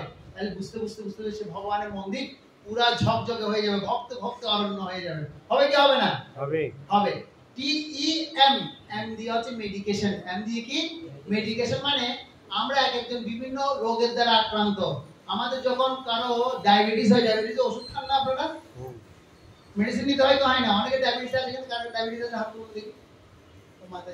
আচ্ছা, আর কারণে ডায়াবেটিস। আচ্ছা, বিভিন্ন রকম পীড়া হয়, পেট ব্যথা হয় বা জ্বর হলে কি হয়? ওষুধ নেই। আমরা ঠিক তেমনি প্রত্যেকে এখানে ভবরোগে আছে। কি রোগে? ভবরোগের নিরাময় হচ্ছে হরিনাম। আপনারা কত সুন্দর লিখেছেন, হরে কৃষ্ণ কৃষ্ণ কৃষ্ণ হরে হরে, হরে রাম রাম রাম হরে হরে। এই মহামন্ত্র যত বেশি করবে তার তত আরোগ্য হবে। কি আরোগ্য হবে? মনের ব্যাধি দূর হবে, আত্মার খাবার দেওয়া হবে। আমাদের খাবার দুটা জায়গায় দেওয়া হয়, একটা দেহে দেওয়া হয়, আর একটা কোথায় দেওয়া হয়? আত্মাতে দেওয়া হয়। তো আত্মার খাবারটা দেওয়া হয় না, দেহের খাবারটা দেওয়া হয়, তাই না? সে দেহকে সুস্থ সবল রাখার জন্য। কিন্তু আত্মা তো মরে যাচ্ছে, আত্মার খাবারটা কিনতে হবে প্রভু। হরিনাম করতে হবে, প্রতিদিন হরিনাম কীর্তন করতে হবে। মন্দির মানে কি করবে? সবসময় হরিনাম চলবে। তাহলে কয়টা বললাম? টি দিয়ে কি? ট্রাঙ্কুইলিটি মানে প্রশান্তি। ই দিয়ে মানে কি? এডুকেশন মানে শিক্ষা। TEM, এম দিয়ে কি? মেডিকেশন। মেডিকেশন মানে কি? আরোগ্য বিধান। TEM। এবার হচ্ছে পি দিয়ে মানে কি? পি মানে হচ্ছে প্লেজার, মানে আনন্দ। কি থাকবে? আনন্দ থাকবে। মন্দিরে আসে সবাই ভক্তরা কি করবে? একজন আরেকজনকে আলিঙ্গন করবে, মানে ছেলে ছেলেদেরকে আলিঙ্গন করবে, মাতাজিকে ধরে আলিঙ্গন করবে, হরে কৃষ্ণ সম্পাদন জানাবে, হ্যাঁ, আর ভগবানের সেবা করবে। কি করবে? সেবার আনন্দ থাকবে। TEMPL, এল দিয়ে হচ্ছে লাভ, ভালোবাসা। ভগবানকে ভালোবাসবে, ভগবানের জন্য পুষ্প নিয়ে আসবে, ফল নিয়ে আসবে, ভগবানের জন্য মন্দিরের জন্য কিছু না কিছু সে আনবে। বুঝতে পারছেন? মানে যে লাভ, ভালোবাসি মানে আমি যাকে ভালোবাসি তার বিনিময়ে কিছু দেয়া দরকার। তো ভগবানকে কি আমি ভালোবাসি, আর কি দিব? আমার কি দেয়া আছে? যদি কোনো কিছু না থাকে, আমি নিজে আসবো, নিজে এসে ভগবানের জন্য কিছু ফুল বা তুলসী আনতে পারি না? ক টাকা দাম আর ফুল তুলসী? 10 টাকার ফুল তুলসী পাওয়া যায় না? যায় তো? যায় না। ভগবানের জন্য আমরা আনতে পারি, ভগবানের চরণে পুষ্প দিতে পারি, তুলসী দিতে পারি। এটা হচ্ছে ভালোবাসা। TEMPLE ই দিয়ে মানে এনগেজমেন্ট। এনগেজমেন্ট মানে কিছু না কিছু সেবা আপনার করতে হবে। কোথায়? মন্দিরে আসলে বসে থাকবেন না, হয়তো মন্দির ঝাড়ু দিবেন, মন্দির পরিষ্কার করলেন, তাহলে কি হবে? মন পরিষ্কার হবে, হৃদয় পরিষ্কার হবে। কিছু না কিছু সেবা করতে হবে। হয়তো যে হরিনাম করতে পারে সে হরিনাম সেবা করবে, সে যে ঘর ঝাড়ু দিতে পারে সে ঘর ঝাড়ু দিতে পারবে, যে মন্দির মুছতে পারে সে মন্দির মার্জন সেবা করতে পারে, যে ভগবানের মালা গাঁথতে পারে সে ভগবানের জন্য একটা মালা গেঁথে ভগবানকে দিতে পারে। দিতে পারে না? পারে কি পারে না? এটা কিসে বলা হবে? ভগবানকে ভালোবাসার বলা হবে। এটা হচ্ছে মন্দিরের কার্যক্রম। তো এই শিক্ষা আমাদের প্রত্যেকেরই নেওয়া উচিত। আমি অনেক বেশি বলে ফেলেছি, আপনারা এগুলো নিতে পেরেছেন কিনা জানি না। তো এখন 8টা বেজে গেছে, আমি শুধু ভগবত গীতার প্রাসঙ্গিকতা কি সেটা বুঝাতে গিয়ে আপনাদের এত কথা বললাম। আর এখানে যা শ্লোক আছে এই শ্লোক বুঝতে গেলে আমাদের আরো প্রারম্ভিক জ্ঞানগুলো খুব দরকার আছে। কেন ভগবত গীতা ভগবান কুরুক্ষেত্র রণাঙ্গনে দিলেন, আমরা আজকে সেটা জানতে পেরেছি না? কেন দিয়েছেন? আমাদের মতো সংসারী ব্যক্তিদেরকে ভগবান কি করার জন্য? তার এই জ্ঞানগুলো দেওয়ার মাধ্যমে তার কাছে ফিরিয়ে নিয়ে যাওয়ার জন্য ভগবত গীতার জ্ঞান কুরুক্ষেত্র রণাঙ্গনে কাকে দিয়েছেন? অর্জুনকে দিয়েছেন। তারপর আমরা জানলাম কয় ধরনের শ্রোতা? 4 ধরনের। সবচেয়ে ভালো শ্রোতাকে রাজহংসের মতো, ঠিক আছে? তারপর কি জানলাম? ওম নমো ভগবতে বাসুদেবের অর্থ কি? বাসুদেব শব্দের অর্থ কি? বসুদেবের পুত্র বিধায় তার নাম বাসুদেব। Very good. তারপরে বলেছি ওম শব্দের অর্থ কি? ভেরি গুড, প্রভু মনোযোগ দিয়ে শুনেছে। তারপর হচ্ছে আপনার আমরা তিলক করেছি, তিলকের কোন দিকে ব্রহ্মা বিষ্ণু শিব মহাশয় থাকে? ডান দিকে ব্রহ্মা, হ্যাঁ ডান দিকে ব্রহ্মা, মাঝখানে বিষ্ণু আর বাঁদিকে শিব থাকে। তারপর এই মাঝখানে কে থাকে? ভক্তি দেবী তুলসী মহারানী থাকে। তারপর আরো অনেক কথা বললাম। আর কি বললাম? একজন রাজার কথা বলেছি, রাজার গল্প কি? কোন রাজার নাম কি? কুলশেখর, সম্রাট কুলশেখর। ভেরি গুড, ও একদম খুব মনোযোগ দিয়ে শুনেছে। তারপর সম্রাট কুলশেখরের কি শ্লোক বলেছি সেটা কি মনে আছে কারো? একটা শ্লোক বলেছি না, কি শ্লোক বলেছি? সম্রাট কুলশেখরের কি শ্লোক? নমো বিষ্ণু না, নমো বিষ্ণু যেহেতু সময় উপস্থিত হবে তখন। ভেরি গুড, হ্যাঁ, কণ্ঠ অবরুদ্ধ হয়ে যাবে। আর আমি আর বাক্যে শব্দ নিশ্চিত করতে পারবো না, সেজন্য এই যৌবন বয়সে আমি তোমাকে ডাকতে চাই। তারপর আরেকটা বলেছি শিশুকালে কৃষ্ণ বলে কৃষ্ণ পাবার আসে। তারপর যৌবনকালে কৃষ্ণ ভজে কৃষ্ণ আসে কি না আসে। আর বৃদ্ধকালে কৃষ্ণ ভজে যমরাজ আসে। তো বৃদ্ধকাল হয়ে গেলে শুধু মাথা নাড়বে, কিন্তু মনে থাকবে না, বুঝবে কিন্তু আর মনে থাকবে না। সেজন্য ছোটবেলা থেকেই আমাদের কৃষ্ণ ভজন করা দরকার। ছোটবেলা তো শেষ হয়ে গেছে, এখন কিছু যৌবন বয়স আছে আর কিছু এখন বার্ধক্যের দিকে চলে যাচ্ছে। সেজন্য আপনারা এটা ধরে রাখুন যে আপনারা অন্তপক্ষে জানতে না পারলে আপনারা মনে তো থাকবে না। মনে রাখার জন্য ছোট আপনাদের বাচ্চা ছেলেমেয়েরা যারা আছে ওদেরকে নিয়ে আসুন, ঠিক আছে? যারা আপনার নাতিপুতিরা আছে, যারা ঘরের মধ্যে যাদের ভগবানের প্রতি ভক্তি আছে, শ্রদ্ধা আছে, তাদেরকে নিয়ে আসবেন। একজন করে নিয়ে আসলে অনেক ভক্ত। সেজন্য এখানে প্রতি সপ্তাহে সোমবারে কি হয়? ক্লাস। তাহলে কি শেষ করবো এখন?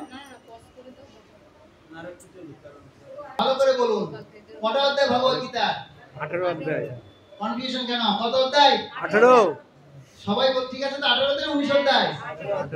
18 অধ্যায়। আচ্ছা, 18টা অধ্যায়ের নাম কে বলতে পারবেন? দেখি একবার হাত তুলুন।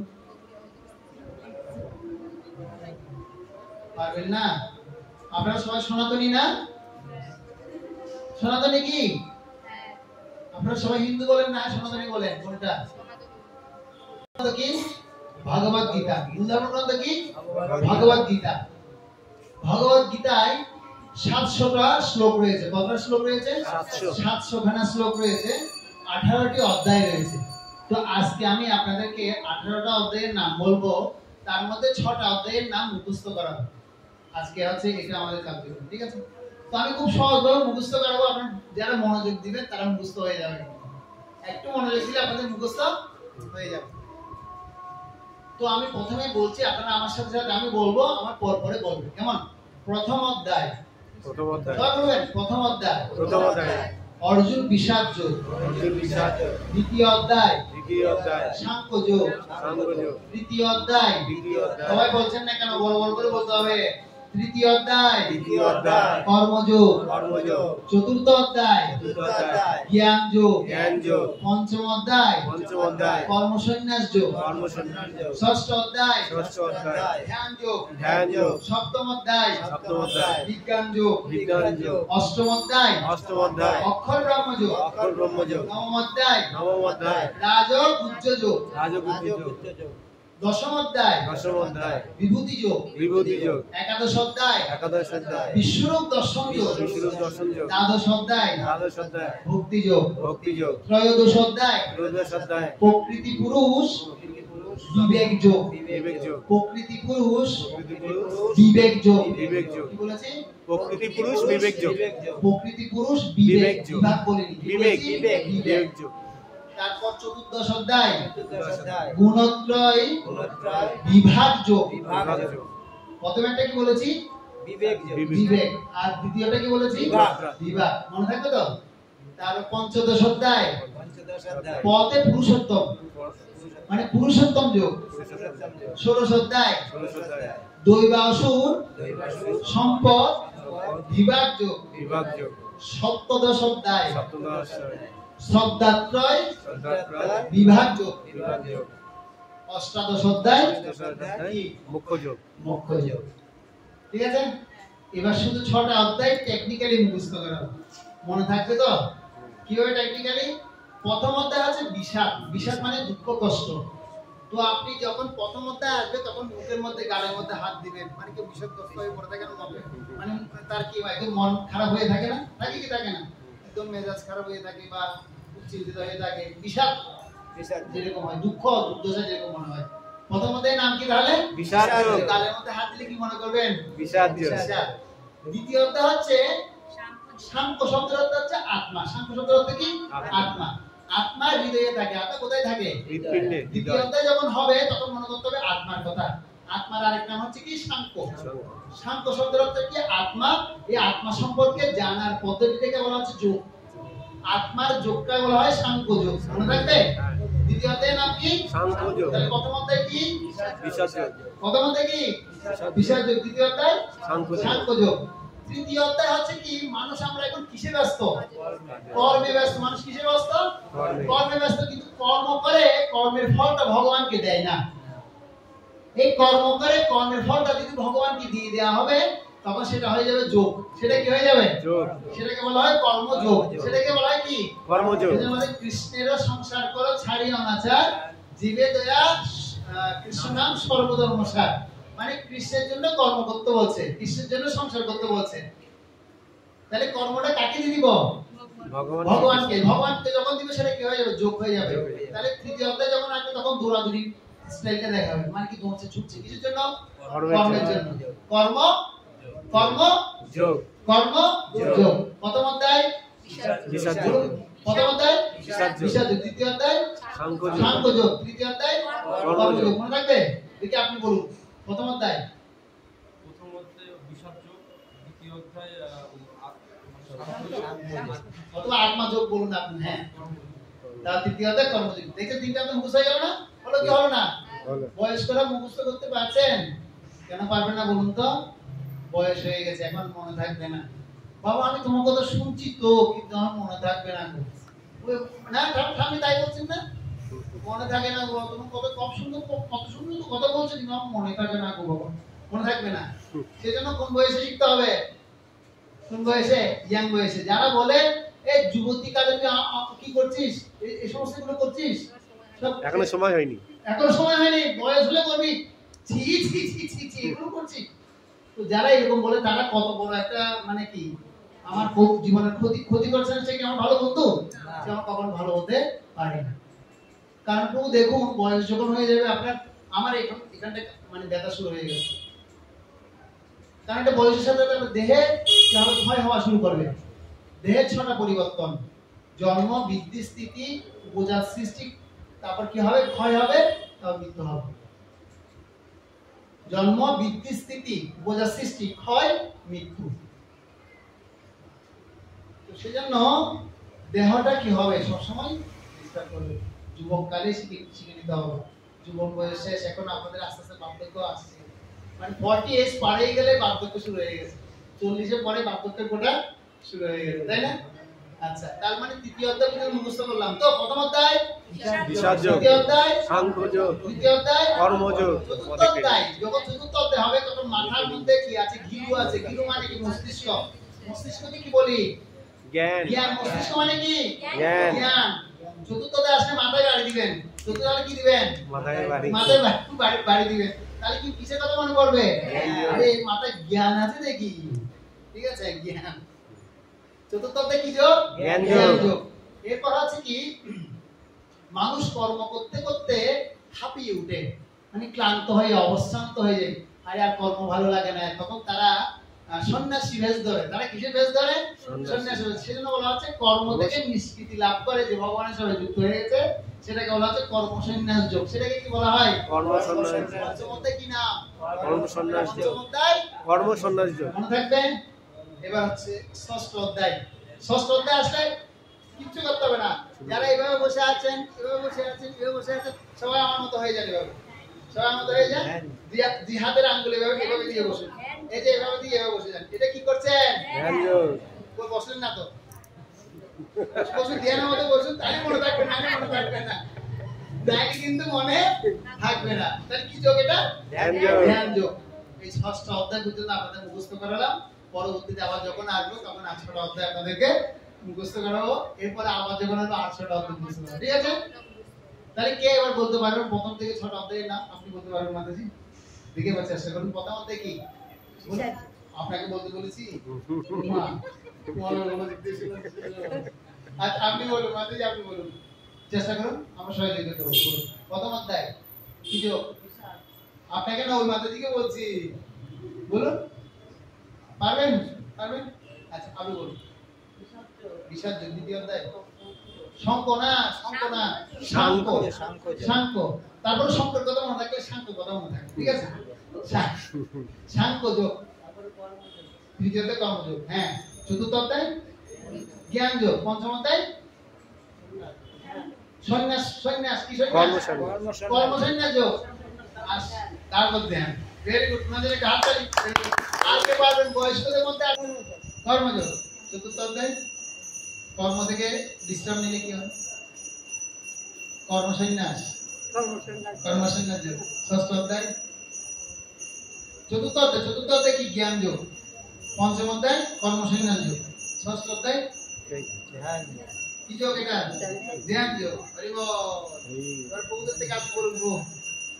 হ্যাঁ, বলুন বলুন বলুন। প্রথম অধ্যায় বিষাদ যোগ, তারপরে সাংখ্য যোগ। হ্যাঁ। দ্বিতীয় অধ্যায়। তৃতীয় অধ্যায় কর্মসন্ন্যাস যোগ। কর্মযোগ। তারপরে চতুর্থ অধ্যায়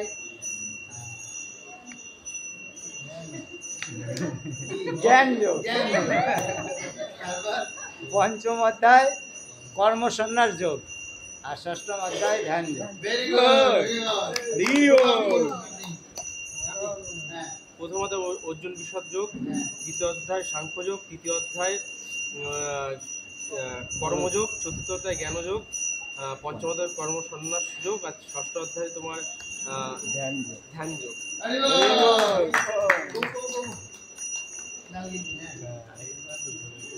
বিষাদ যোগ, তারপরে সাংখ্য যোগ, তারপরে কর্মযোগ, তারপরটা জ্ঞান যোগ, তারপর কর্মসন্ন্যাস যোগ, তারপরে ধ্যান যোগ। হরে কৃষ্ণ। তো তুমি বলো। প্রথম অধ্যায় অর্জুন বিষাদ যোগ, দ্বিতীয় অধ্যায় সাংখ্য যোগ, তৃতীয় অধ্যায় কর্মযোগ, চতুর্থ অধ্যায় জ্ঞান যোগ, পঞ্চম অধ্যায় কর্মসন্ন্যাস যোগ, ষষ্ঠ অধ্যায় ধ্যান যোগ। আর 6টা অধ্যায় নাম বললে মনে রাখতে পারবেন? হ্যাঁ। যারা ইয়াং তারা বলতে পারে, ওরা বলতে না। পরিষদে আমি একটা ডিটেইলস বলছি। হ্যাঁ, কলিসন্তরণ উপনিষদে একটা শ্লোক আছে, হরির নাম হইব কেবলম কলয় নাস্তব্য গতির অন্যতা। তো এই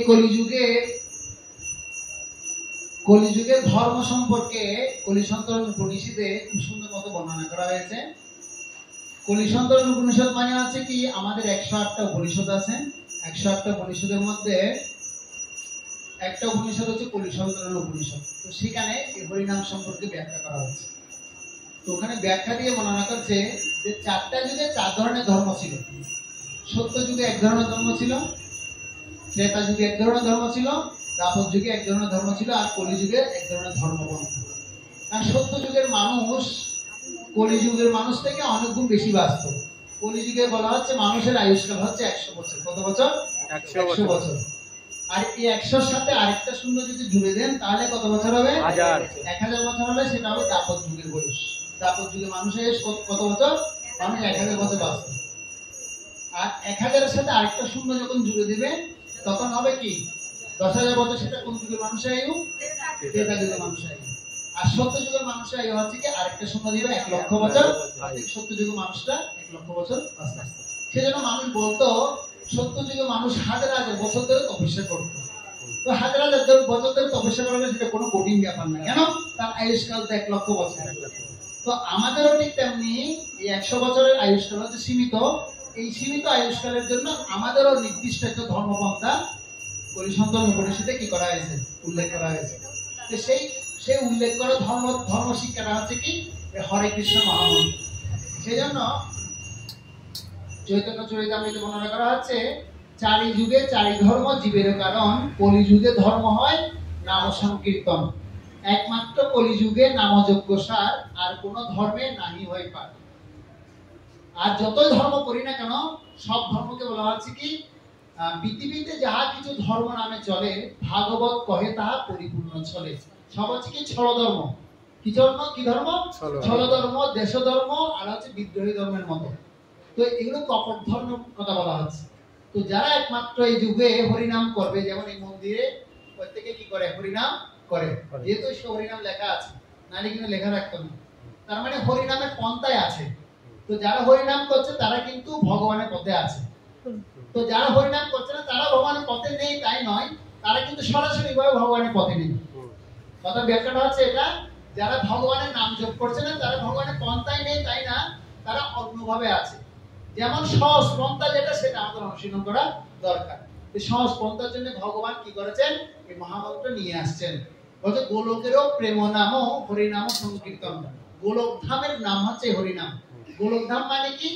আমরা এই জগতে যেটা বাস করছি এটা হচ্ছে পৃথিবী। পৃথিবীর ঊর্ধ্বে হচ্ছে কি আরো 7টা লোক আছে, বুঝতে পারছেন? আর নিচে আছে 7টা লোক। বলে 14 ভুবনের মাঝখানে আমরা আছি। তো উপরে যেগুলো আছে, উপরে এখান থেকে জনলোক, তপলোক, ধ্রুবলোক, মহৎলোক, স্বর্গলোক, ধ্রুবলোক, মহৎলোক, তারপর বিরজা সমুদ্র, তারপর বৈকুণ্ঠ লোক, তারপর হচ্ছে গোলক বৃন্দাবন ধাম। সে গোলক ধামের নাম হচ্ছে হরিনাম। গোলকের নাম হরিনাম, গোলকের হরিনাম সংকীর্তন। তো দেখবেন সেজন্য আমরা যখন কারো নাম, যেমন কোন মায়ের সন্তান যদি বলে হচ্ছে আপনার সন্তানকে আপনি খুব ভালোবাসেন, বাসে না? মা তার সন্তানকে ভালোবাসে কি বাসে না? তো সেই সন্তানের নাম আপনি যদি বলেন, আপনার ছেলের নাম কি রেখেছেন মাতাজি? কোন আপনার সন্তান কি নাম রেখেছেন? একটা সংক্ষিপ্ত নাম বলুন। কি নাম? ডাক নাম নীলু। যেমন আপনার সন্তানের নাম রেখেছেন নীলু, লিন্টু। আচ্ছা লিন্টু। তো এই লিন্টু আপনার সবচেয়ে প্রিয় সন্তান। তো আমি যদি আপনাকে এখন বলি লিন্টু যেহেতু আপনার অত্যন্ত প্রিয়, আপনি শুধু লিন্টু নাম জপ করুন, কতক্ষণ ভালো লাগবে আপনি দেখি। লিন্টু লিন্টু লিন্টু লিন্টু লিন্টু লিন্টু লিন্টু লিন্টু লিন্টু লিন্টু কত ভালো লাগবে? ভালো লাগবে? ভালো লাগবে কি লাগবে না? লাগবে না। কিন্তু আপনি হরিনাম করুন, এই হরিনাম যত করবেন তত আপনারা বসতে ইচ্ছে করবে। কারণ এটা এই জগতের নাম নয়, এটা এখানে এই জগতে যা নাম দেওয়া হয়েছে সে নাম নয়, এটা ভগবানের নাম। এটা কি নাম? ভগবানের নাম, গোলক ধামের নাম। সেজন্য বলছে গোলকেরও প্রেম নাম হরিনাম সংকীর্তন। সেজন্য হরে কৃষ্ণ কৃষ্ণ কৃষ্ণ হরে হরে, হরে রাম রাম রাম হরে হরে। এটা যত করবেন তত আর করতে ইচ্ছে করবে। সেজন্য হরে শব্দের অর্থ হচ্ছে কি আল্লাদিনী শক্তি শ্রীমতী রাধারানী, মানে রাধারানীকে বলা হচ্ছে। এগুলো আরো বড় বিশাল ব্যাখ্যা আছে। তো রাধারানী হচ্ছে ভগবানের অন্তরঙ্গা শক্তি। রাধারানী কার শক্তি? ভগবান থেকে তিন ধরনের শক্তি প্রকাশিত হয়, একটা অন্তরঙ্গা শক্তি, একটা বহিরঙ্গা শক্তি, আর একটা হচ্ছে তটস্থ শক্তি। তো অন্তরঙ্গা শক্তি হচ্ছে শ্রীমতী রাধারানী, সেজন্যই শ্রীমতী রাধারানীকে বলা হয় হরে। হরে মানে আল্লাহ, আল্লাহ মানে আল্লাদন করেন, আস্বাদন করেন কে? ভগবান। তো যখন আমরা হরে বলবো তখন শ্রীমতী রাধারানীকে উপস্থাপন করা হচ্ছে হরে। কৃষ্ণ, কৃষ্ণ মানে সর্ব আকর্ষক ভগবান শ্রীকৃষ্ণ। তো ভগবানের আল্লাহদানী শক্তি শ্রীমতী রাধারানী হচ্ছে অন্তরে, ভগবানের অন্তরে সবসময় থাকে। আর ভগবানের বাহ্যিক ভাবে যিনি থাকে, যেমন এখানে কালিকা দেবী আছে না, কালিকা দেবী হচ্ছে কি দুর্গা দেবীর একটা প্রকাশ। দুর্গা দেবীর 10টা প্রকাশ। দুর্গা দেবীর কয়টা প্রকাশ? 10 প্রকাশের এক প্রকাশ হচ্ছে কি চামুন্ডা, চামুন্ডা বা কালী, কালিকা রূপ। আমি বললাম তো অনেকে আমরা এখানে মানে মন্দির স্থাপন করেছি কিন্তু তত্ত্বভাবে আমরা জানি না। এই দুর্গা দেবীর একটা বই প্রকাশ হচ্ছে কি কালিকা মাতা। তো এই কালিকা মাতা তিনি কি করেন? অসুর শক্তি নিধন করেন। তো অসুর কোথায় বাস করছে? অসুর কিন্তু আমাদের হৃদয়ে বাস করেছে। আমাদের হৃদয়ে কি অসুর বাস করছে? কাম, ক্রোধ, লোভ, মোহ, মদ, মাৎসর্য, ষড়রিপু নামক অসুর আমাদের হৃদয়ে সবসময় আছে। এগুলোকে যে জয় করতে পারবে সেই হচ্ছে কি প্রকৃত জয়ী। তো এগুলোকে যিনি কি করছেন, সাধন করছেন, তিনি হচ্ছে কে? কালিকা দেবী মানে দুর্গা দেবীর কথা বলছে। দুর্গা দেবী হচ্ছে ভগবানের বহিরঙ্গ শক্তির প্রকাশ। কি শক্তি? বহিরঙ্গ। আর ডিটেইলস আছে, আমি যা সংক্ষিপ্ত ভাবে বলছি। তাহলে দুর্গা দেবী হচ্ছে ভগবানের বহিরঙ্গ শক্তির প্রকাশ। তাহলে গেল, এটা হচ্ছে কি অন্তরঙ্গ গেল আর বহিরঙ্গ গেল। এরপর হচ্ছে কি তটস্থ শক্তি। তটস্থ মানে হচ্ছে প্রতিটি জীব, আমরা প্রত্যেক জীবকে কোন শক্তি বলা হচ্ছে? তটস্থ। তটস্থ শব্দের অর্থ হচ্ছে আমি চাইলে ভগবানের ভিতরেও থাকতে পারবো, চাইলে আমি ভগবান ভাবেও যথেষ্ট ছাড়া ঘুরে করতে পারবো। বুঝা গেল? মানে ভগবানের ভিতরেও থাকতে পারবো, মানে ভগবানের ভিতরে থাকবো না যে আমি ভগবানের নাম করার জন্য এখানে আসছি, ভগবানের হরি কথা শোনার জন্য এখানে আসছি, এটাকে কি শক্তি বলা হচ্ছে? তটস্থ শক্তি। মানে আমি ভগবানের কাছে আসতে চাই, আসতে পারি, কিন্তু মন্দিরে আছে আসছে না অনেকে। তো তারা কোন শক্তিতে আছে? ভগবানের তটস্থ শক্তি থাকলে তারা কিন্তু বাইরে থাকতে চায়, ভগবান বিমুখ থাকতে চায়। বুঝে গেল? তাহলে কৃষ্ণ শব্দের অর্থ হচ্ছে কি সর্ব আকর্ষক ভগবান শ্রীকৃষ্ণ। আর রাম শব্দের অর্থ হচ্ছে পরম ভোক্তা। রাম শব্দের অর্থ কি? পরম ভোক্তা। আর এই টোটাল অর্থ হচ্ছে হে আল্লাহর শক্তি শ্রীমতী রাধারানী, হে সর্ব আকর্ষক ভগবান শ্রীকৃষ্ণ, হে পরম ভোক্তা শ্রীরাম, আমাকে আপনাদের প্রেমময়ী সেবায় কি করুন? নিযুক্ত করুন। আমাকে আপনাদের প্রেমময়ী সেবায় নিযুক্ত করুন। আমাকে আপনাদের প্রেমময়ী সেবায়। ভগবানের নাম যে যত বেশি করবে সে অনন্ত ছেড়ে দিবে, তার কাম, ক্রোধ, লোভ, মোহ, মদ, মাৎসর্য এগুলো আস্তে আস্তে কমে যাবে। কমে গিয়ে সে কার সেবায় যুক্ত হবে?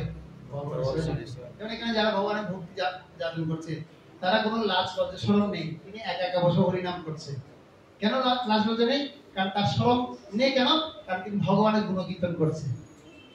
বলছে পরের কথায় কিবা আসে যায়, নিচে থাকা তুমি পেও না, যার মুখ দেখি ভুলে যাবে হরি, তার মুখ বাণী তুমি চেয়েও না।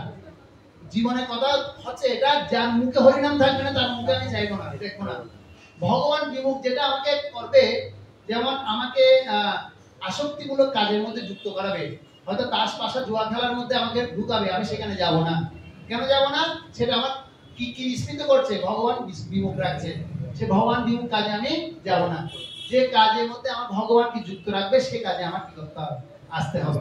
যার মুখ দেখলে আমার ভগবানের কথা মনে পড়বে সেই ব্যক্তির আমার কি করতে হবে? সঙ্গ করতে হবে। সেটাকে বলা হচ্ছে সৎসঙ্গ। সৎসঙ্গের কথা হচ্ছে কি? সৎসঙ্গে স্বর্গে বাস, অসৎসঙ্গে সর্বনাশ। সৎসঙ্গে বৈকুণ্ঠ বাস হবে, এখন স্বর্গ থেকে আর 6টা ঊর্ধ্ব লোকে গিয়ে গমন করতে পারবে। সেজন্য সাধু সঙ্গ সর্বশাস্ত্রে কয়, লবে মাত্র সাধু সঙ্গে সর্বসিদ্ধি হয়। এই সামান্য শুধুমাত্র সাধুদের সঙ্গের প্রভাবে কত কিছু আমরা জানতে পারছি না। তো এরকম যদি প্রতিনিয়ত নিত্যভাবে যদি ভগবানের ভক্তের সঙ্গ করি, ভগবত গীতার সঙ্গ করি, ভগবান হরিকথার আশ্রয় নিই, তাহলে আমাদের জীবন সফল হবে কি হবে না? অবশ্যই সফল হবে। তো সেজন্য এই হরিনাম প্রত্যেকদিন এরকম অর্থ বুঝে বুঝে করা উচিত। আর এই হরিনামটা একটা বিগ্রহ। হরিনামটা কিন্তু একটা এরকম, যেরকম ভগবান রাধা কৃষ্ণের বিগ্রহ আছে, এটা হচ্ছে নাম বিগ্রহ। এই নাম বিগ্রহের মধ্যে কৃষ্ণ আছে, চৈতন্য দেব আছে। বলছে হরিনাম চিন্তামণি কৃষ্ণ চৈতন্য রস বিগ্রহ। রস বিগ্রহ মানে এখানে রস আছে এই নামের মধ্যে। কি আছে? রস। রসমলাই খেয়েছেন? রসমলাই মিষ্টি খেতে ভালো লাগে না রসমলাই খেতে ভালো লাগে? রসমলাই। কেন?